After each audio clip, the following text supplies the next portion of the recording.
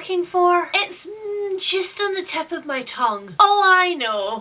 Do-over. I guess that's technically 2 words, but we'll go with it. Yes, guys, gals, and non-box confirming pals, you guessed it. I would like a January do-over. Me and almost everybody else who was duped into starting any kind of new system in January. The coldest, sleepiest, nothing green in the world month of the year. This was not what the ancient Babylonians had in mind when they came up with New Year's resolutions, my friends. They were envisioning more like furs and fireplaces. Not having to put on outside real people clothes and become a person until March. Which for the record is a very good time to become a person because it's also when I became a person. And so here I find myself at the end of the longest introduction in history asking, please sir, can I have some more? Time that is. I need more time to finish all the lists.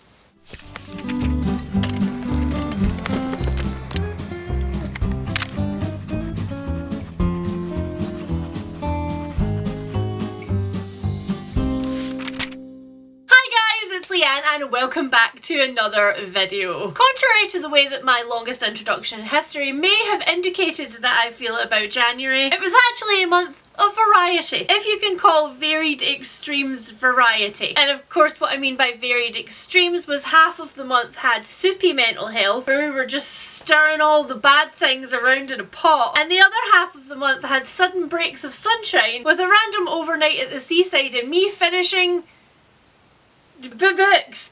I was finishing books. I almost gave you the number of books that I picked up there in January. I almost just spilled it with no fanfare. And where would be the fun in that? So before we get into the very, very necessary but deeply unfortunate chat about January, let me first tell you a little bit about the sponsors of today's video. Because quite honestly, we do need more sunshine in our days, and that is exactly what Serious Readers is here to provide. And specifically the part of your day that Serious Readers would like to light up is the fun parts. They'd like to light up your reading time and your crafting time, your jigsaw time, your Sudoku time. And that one time you ordered a ceramic kit at home and immediately regretted it. They want to light up that time too, because Serious Readers take you and your hobbies seriously. If you have never heard of Serious Readers before, they are a company which provide absolutely stunning high definition reading lamps. Their reading lamps are fully customizable, from the colour of the bendy metal head to the colour of the lamp itself and the base to the handle. Do you have kids and pets and you don't want more cables in your home? Well, that's great, because Serious Readers offer a rechargeable option. How many high definition reading lamps have rechargeable options? Seriously. And hey, if there are 2 of you in the house that have 2 very different hobbies, they offer reading lamps with 2 adjustable heads. So you can both sit in your own separate little bubbles and do your own separate little things while your feet touch on the couch. But Serious Readers are not just offering beautiful reading lamps, they are offering the only solution on the market which is guaranteed to protect your eyesight. Their patented daylight wavelength technology as closely replicates the spectrum of real daylight as possible to fool your eyes into thinking that it's not actually gloomy midwinter, and they do it at a wonderful range of affordable prices. Although if you are anything like me, then you cannot put too high a price on your eyeball health. So if you would like to get started with Serious Readers and get 100 whole human pounds off of a high definition reading light plus free shipping, then you can use my code SR445 and my link down below in the description. I guarantee you, you will not be disappointed. Not like I am disappointed in how very little I have finished of my TBR. And you'll notice that I say how very little that I have finished, because I have in fact read a metric crap ton. For those of you using imperial measurements, that's a lot. But unfortunately, I kind of feel like I have so little to show for it. Because right now, as of filming this video a few days before the end of January, I haven't finished a whole lot of books. So as much as I would like to, I cannot actually give you an update, a proper and concise update on GLhO Bingo Board from Hell 2024 and which numbers I may or may not have obtained, because I don't freaking know. And I don't honestly know how many of those books I'm going to be carrying over into the start of February, because now I've got a rocket up my butt and I'm reading as fast as I possibly can to try and get that dopamine rush of like finishing them all bang bang bang one after the other. But I just don't know how successful I'm going to be. So February is going to be a catch it all month, as in catch all of the stuff that fell over from January month, I catch up on where my brain thinks it should be by now month, and I catch me so I don't fall on my face month, because I just want to feel like everybody else. I just want to feel accomplished. In all seriousness, guys, as much as I joke about it, January was actually a pretty tough month for me, and January is often a pretty tough month for me. And it's annoying because I was very determined this January to try and not let that culture sweep me up. I was determined to try and just have a slow start to the year. A kind of like self-care heavy, very quiet living month. And that's partially my own fault, because what I ended up doing was loading up January full of tasks that I would normally be able to achieve. Like a reasonably large TBR, a bunch of things with my patrons, a bunch of seeing my friends. And instead what I should have done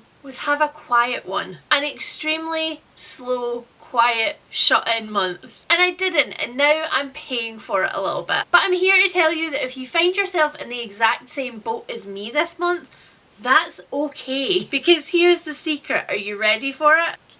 You can start fresh at the start of any month, because it's all made up. So if you're like me and January just did not go your way, then that's a-okay. Because we're starting again in February and we're not beating past selves up. Alright, pep talk for you and for me out of the way. Let's look at my TBR for February, shall we? Now, like I said, I'm not going to be able to give you an update on my 2024 bingo board from hell. I will instead do that in my tops and bottoms at the start of next month. And instead what we're going to do is exactly what we did last month, and first we're going to get my book clubs and other commitments out of the way. First up, I just want to remind you guys that February is month 2 of the Fits Along, which means that if you are planning to join in at the start of the Fits Along and read along with all of the Realm of the Elderlings with us, you're officially on a 1-month countdown to finish this book if you want to keep up with the read along. In case you haven't heard about the Fits Along yet, I will leave the link down below in the description for it, but it is essentially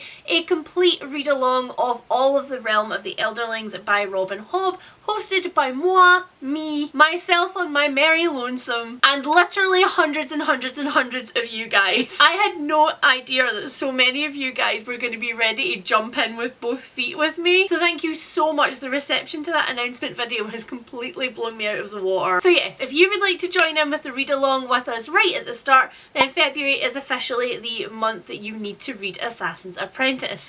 Because I am a complete chaos monster and because I needed some comfort in my January, have already read Assassin's Apprentice and made tons and tons of notes to talk to you guys about on the live show. I will get a date organised for that in the next couple of weeks so that you have a little bit of notice to put it into your calendar. So that's that one. The other massive read along that is starting up again in February is of course Around the Disc in 800 Days. We have new maps. We took January off from Around the Disc to let people have a catch-up month, get a little bit of a breather. So if you are joining back in with Around the Disc, or maybe you're joining in for the first time and you've decided to jump on for year 2, that is also totally fine. You can find the new maps for that down below. The maps look like this. They take you through which books you should be reading in which month. I may or may not have cheated in January and picked up a Terry Pratchett short story collection, because apparently I am unable now to go a month of my life without reading Terry Pratchett. Don't ask me what I'm planning to do at the end of the read along. I don't really want to talk about it. So those are the 2 read alongs that I need to tell you guys about. Next up in February we have my Patreon book club, the Seance Society. Our January-February picks are The Historian by Elizabeth Kostova and Notepick Gloss by Essa Hansen. And I have not made life easy for myself as usual, because I've only just picked up The Historian and I haven't started GLhO. So if you missed my description for these in my January TBR, then as I said, these could not be any more different if they tried. The Historian is a Dracula retelling. It follows a young girl who is desperately trying to get any hints to her father's disappearance.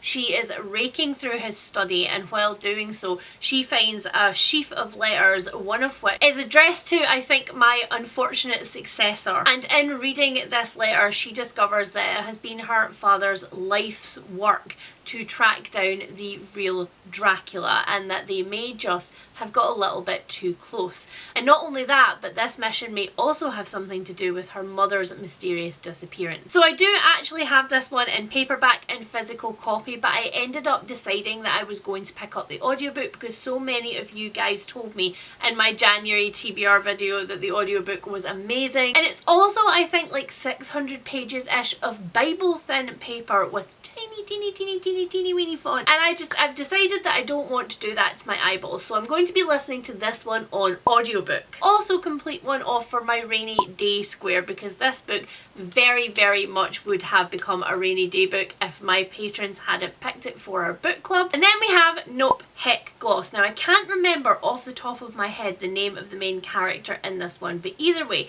they find themselves completely adrift in the universe after their home planet has been completely decimated. They're now on the run, they have nowhere to go, and they find themselves on this ship, which is in itself sentient, in amongst a ragtag group of people who are either also on the run or have some very interesting stories about their past. But while our main character is in this grip of desperation to get revenge for what happened to their home, they also slowly discover that they have walked into a ready-made home because they've walked into a little found family, and that little found family is now quite reluctant to let them go. This is exactly the kind of space opera that I love. It's very Becky Chambers-esque. Unfortunately, this one is also the first book in a series. I'm not sure whether it's a duology or a trilogy, but I'm still hoping that I really like it, even though it will mean starting another series. And speaking of starting another series, the final book that I need to read for February for the Seance Society is the start of a new series read-along. At the end of last year, the Seance Society read the Aaron Falk books by Jane Harper, but we are a variety book club. We read all different kinds of genres, and the next series that was voted on could again not be more different if it tried, and that series is The Diviners by Libba Bray. This is a completed 4-part historical, I want to say urban fantasy paranormal horror series in which we go back to the 1920s and we follow Evie. She wants nothing more than to live in New York and be a flapper and get away from her small town, backwater, boring life. Evie has a particular talent. She can touch people or things that those people have owned, and she can see secrets and glimpses into their lives. Evie uses this party trick one day at a literal party and ends up very much offending the wrong person, and so her parents have no choice but to send her out of town, and the only place they have to send her is to live with her uncle in New York. Her uncle runs a museum of curiosities, essentially a museum of the occult, and the night that Evie gets there, he is called in by the police to look at a very suspicious murder scene, to which Evie, through a bunch of different circumstances, tags along and decides to use her gift. Diviners is one of my favourite books of all time. I am so excited to be reading this series with my book club, particularly because I've never finished the final book. Leanne not finishing any of her favourite series because then the characters will be gone. Very sad. It's like we've heard it before. Shh.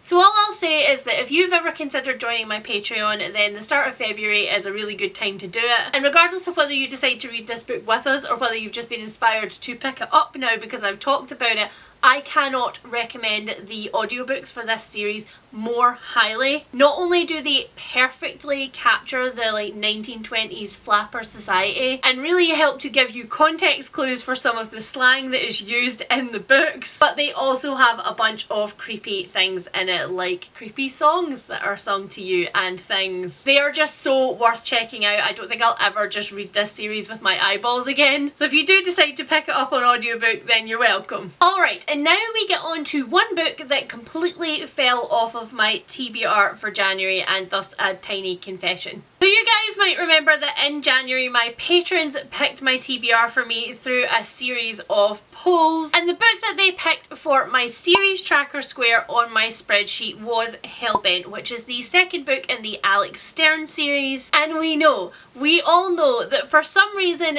Ninth House has me in a chokehold. I don't know why, I just love the book. I can even objectively say to you that although I absolutely adore the book, I can still tell you objectively that it's not the best book that I've read in the entire world. It's just that for whatever reason it really works for me. But instead of just going on and reading Hellbent, I did exactly what I predicted that I would end up doing, and I picked up Ninth House to reread it before I went on to Hellbent, even though this will be my third reread of Ninth House. And you know what? Although there's a little part of me that's like, girl, we also know that there is a reread square on my bingo card for this year, because I do want to reread some of my favourite books. I do want to give myself the luxury to do that just because I feel like it. And again, my mental health was really soupy in January, and when I thought about reading Ninth House again, it made me happy. So that's what I did. I reread Ninth House for the third time, but I did not get to Hellbent, and at this point in the month,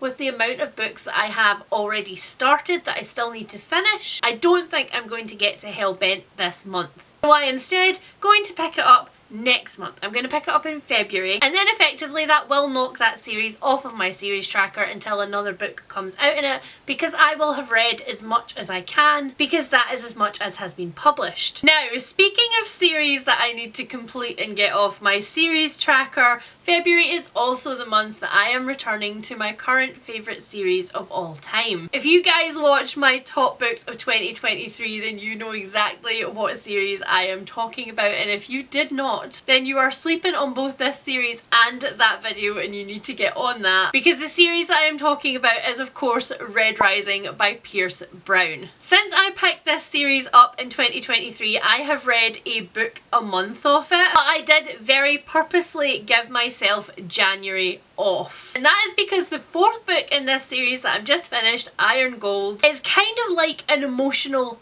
battering ram. So many dominoes get knocked down on this, except the dominoes are set up on a freaking staircase, and the staircase just carries on right down to hell. Everything that could possibly have gone wrong to all of the people that I love in this book went wrong. And I know for a fact, thanks to the wonderful Becca, who by the way is the reason that I'm reading this series in the first place, from a message in which she told me that the best part of her 2024 is going to be the part where I send her a sobbing, crying voicemail, that Dark Age is gonna be incredibly dark. And I'm both extremely looking forward to it and extremely not looking forward to, you know what I'm saying. This is one of those series in which it is highly advisable to just go in hoping to hate everybody, because forming emotional attachments to any characters is just a no-no. Because you know what? They all gonna get hurt, and some of them are gonna die. Not gonna lie guys, I am actually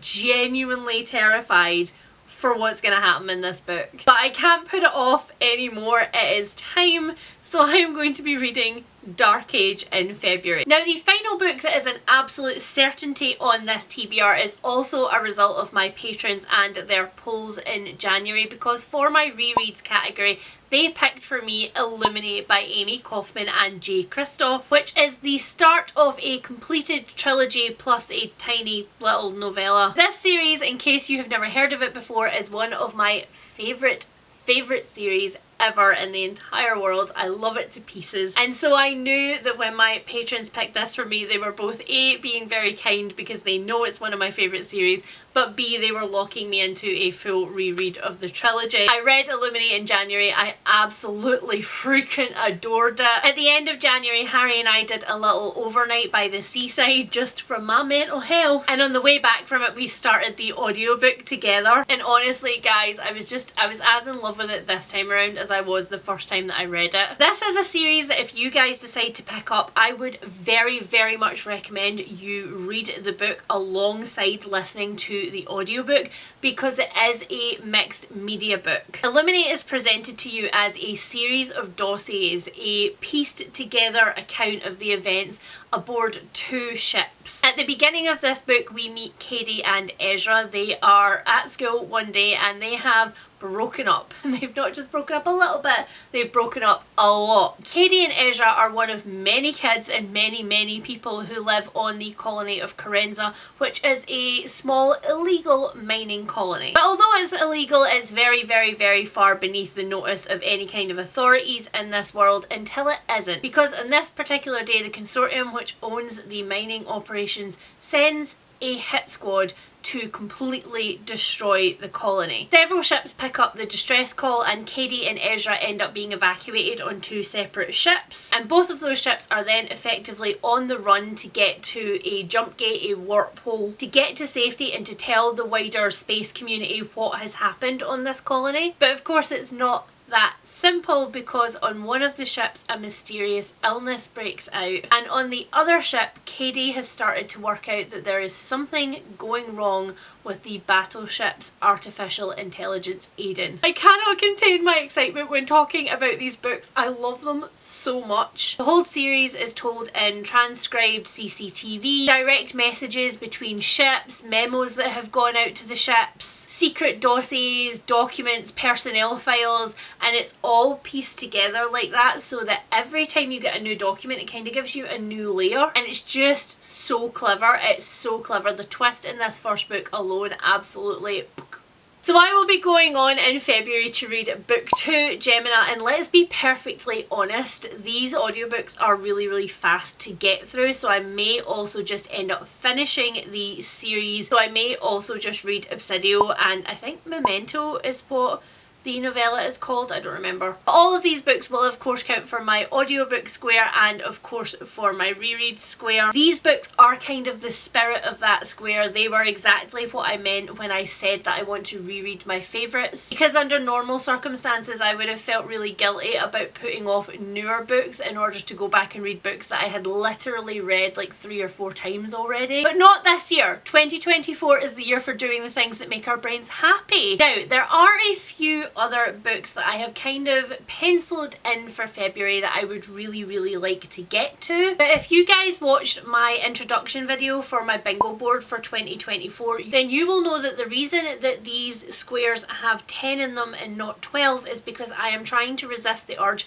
to hit every single square once every month. That wasn't the purpose of my bingo board for 2023, but that ended up being what happened when I set all of the numbers to 12. And I'm trying to very much not do that this year because I found it really restrictive towards the end of last year. This year I'm going to try, where possible, to just get as many points in as many boxes as I can. So although the couple of books that I have penciled in that I would like to get to in February are books that will definitely count for squares on my bingo board, I haven't picked them purposefully only for that reason. That being said, however, one of the squares that was not in play for my January TBR was the read 60% of your 2024 purchases square, because I had not, as of that video, made any purchases. However, I have very much so made some purchases now. And so February very much is the kick-off month for making sure that I keep on top of the percentages in that square throughout the year. To that end, the first book that I have penciled in here is very much a 2024 purchase. And it is very much one that I think that I should read at the start of the year, because otherwise I know exactly what's going to happen with it, and that's that it's going to go on my non-fiction shelf shelves and I am not going to look at it again. One, because it will become a rainy day book because I'm so excited for it that if I don't pick it up right now, I'm going to end up putting it off because that's how my brain box works. But two, because it is so chunky. It is so chunky and so intimidating. You can actually see it right now, right there on my haul trolley, because that's what this trolley is for me these days. It's a place where I keep my books before I haul them for you guys. I'll go get it. And that book is Erotic Vagrancy by Roger Lewis. Everything about Richard Burton and Elizabeth Taylor. Now, if you are sitting there going, Leanne, that does not sound like a you book. In fact, that sounds like the least you book that you have ever used on your channel, then you would be correct. I aggressively do not read a lot of biography. I obviously make some concessions for that. I read biographies of writers that I really like. You know, biographies of my like niche interests, I definitely read those. But I do not read celebrity biographies like ever. But and yet, one of the things that I do like, particularly in true crime actually, is memoirs about dysfunctional relationships. A lot of true crime does have in it some sort of essence of a poisonous relationship which went wrong, and that is very much the case for Richard Burton and Elizabeth Taylor. Their relationship was extremely screwed up. Anybody who was acting at the time that these two were acting knew and had probably in some way or other witnessed a few of their strange relationship encounters. I do not remember how this book ended up on my radar, whether it was Bookstagram or whether it was just something that was recommended to me somewhere, but somehow the algorithm spat this out and I went, I'll have that. That sounds exactly like something that I want to read. But when I looked it up and saw the freaking size of this, it is 645 pages. I was like, maybe not. We'll leave it on the wish list for a little while and we'll see whether the urge to read it goes away over time. Which, by the way, for those of you who are also neurospicy in that regard and have impulse control problems, putting things on a wish list and waiting for a minimum of like 2 weeks has been really working for me the last 6 months. I have been finding that my impulse purchases, particularly books, particularly on BookTube, because you're watching your favourite people talk about these books in such like an impassioned and enthusiastic way that you're like, oh, I want to feel like that about that book, and you buy it on the basis of that. Sometimes that results in having books in your house that just normally aren't for you, and so that has been one of my coping mechanisms for books, one of my like changing my buying habits things of books since I started to look at my buying habits a little more closely in 2023. And so this one was just sitting on a wish list just in the background, but then Waterstones had their half price hardback sale and this book's extremely spenny and it made it very not spenny, and I was like, that's never gonna happen again, and so I got it. But because this one is hugely out of my comfort zone, because it is so incredibly large, it would normally just sit on my TBR for a really long time, and I don't want that to happen, so I have penciled it in for February in the hopes that I will pick it up and hopefully become absolutely obsessed with it. Another book from my 2 haul trolley. You really are just getting like a little spoiler into the first haul of the year for 2024, because half of this cart is books that I have purchased at the start of 2024 and the other half of this cart is books that I got for Christmas, although thankfully they don't count. Thankfully only books that I have consciously purchased in 2024 count for my read 60%. But the other book that very much does count for that square is this one. This is Accountable by Dashka Slater, and as it says on the front, it is the true story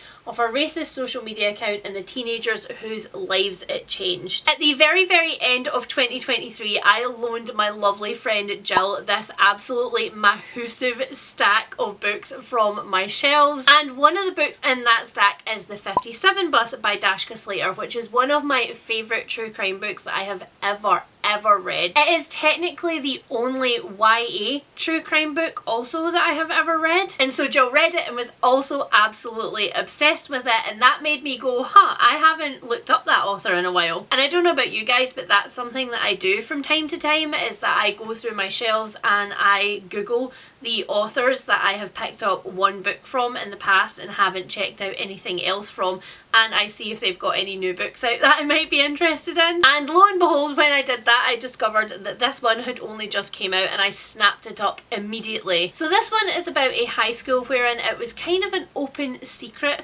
that there was a social media account, an Instagram account in this case, which was completely locked down. It was like a secret society to get onto the close friends list of it. And this social media account posted racist, homophobic, sexist memes. But this open secret got bigger and bigger and bigger until more and more people found out about it, but also until more and more people were hurt by the actions of this social media account. And so this book is looking into the aftermath of this, literally looking into who is accountable, like who's responsible for these teens who aren't old enough to have this social media account in the first place, who have open access to the internet to be able to look stuff up like this, who are bullying their peers but whose peers were also in on the joke. And I am so interested in the newer true crime which is coming out now, which is more and more talking about things that happened in the age of the internet, because of course a lot of the true crime that we have is going sort of like from the early 2000s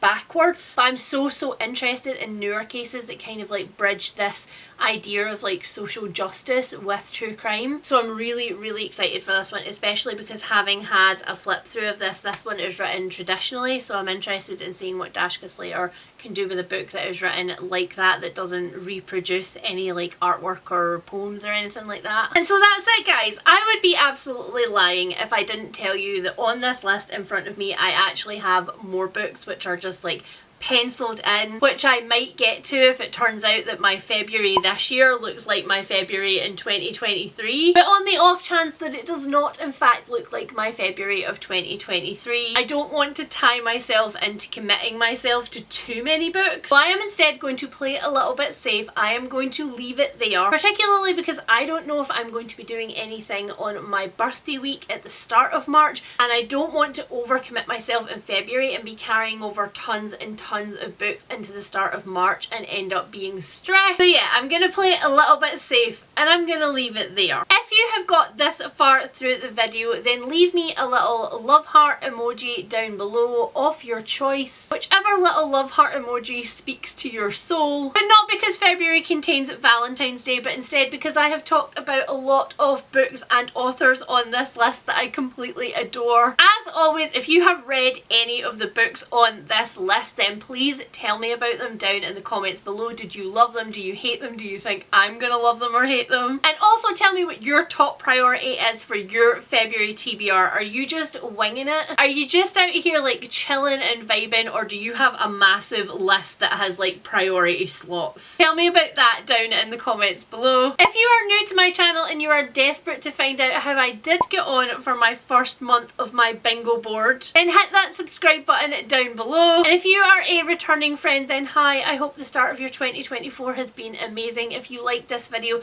please hit that thumbs up on your way out because it really does help my channel, and I will speak to you guys really soon.